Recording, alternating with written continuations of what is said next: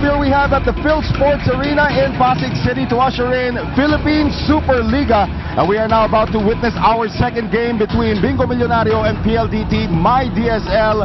Hello and welcome to everybody watching us all over the Philippines. Noel Zarate alongside Andre Mulla. And we just witnessed an amazing first match, but we can also witness another amazing second match if we want. That's right. You know, that's why a lot of people really stayed on, of course, to watch our remaining games today.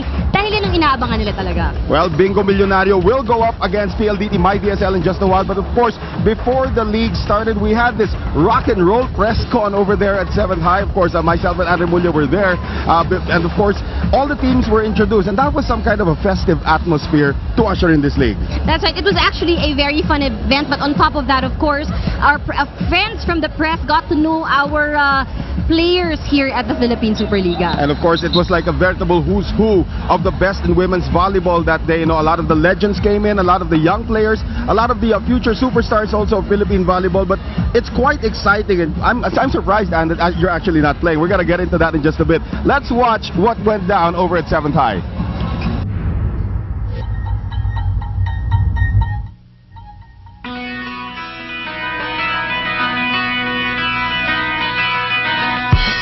Philippine Superliga was officially launched last night at 7th High in 7th Avenue, Bonifacio High Street, Global City. A press conference was held for the first ever Women's Club Volleyball League in the Philippines that will feature former stars from the UAAP, NCAA, and other collegiate volleyball competitions in the Philippines. Una talaga natin kasing gustong gawin dito sa liga na to is to have a higher level of competition.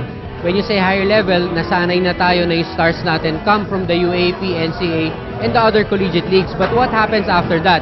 So mas gusto natin, pagkatapos sila, when they're 21, 22 years old, meron pa silang paglalaruan.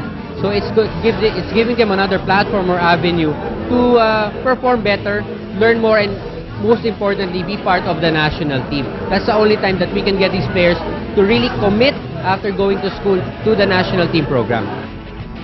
The league will be headlined by teams such as PLDT, Petron, Cagayan Valley, Signal, Bingo Millonario, and the Philippine Army.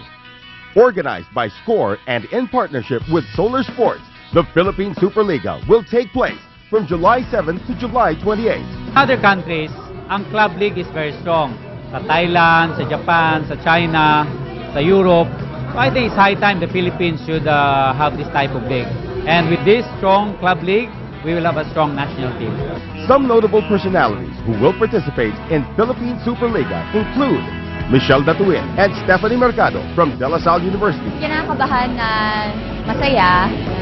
Kinakabahan kasi hindi ko alam yung laro ng ibang team.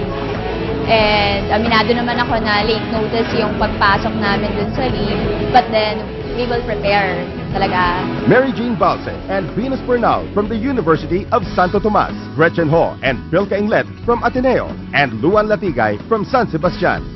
Hi, I'm Philka Inglet from Proton Lady Spikers. Please watch Philippine Superliga only here in Solar Sports. Hi, I'm Michelle Datuin. Please watch Philippine Superliga only here on Solar Sports.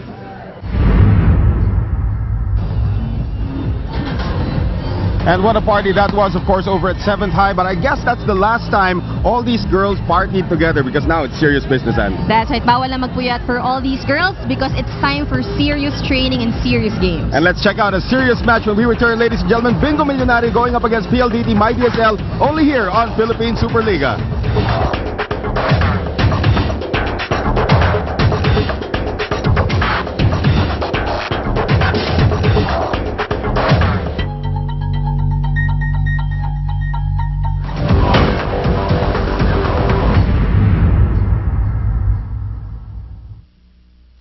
This sports special is brought to you by Petron Blaze 100, Euro 4 high-performance gasoline, meets European fuel quality standards.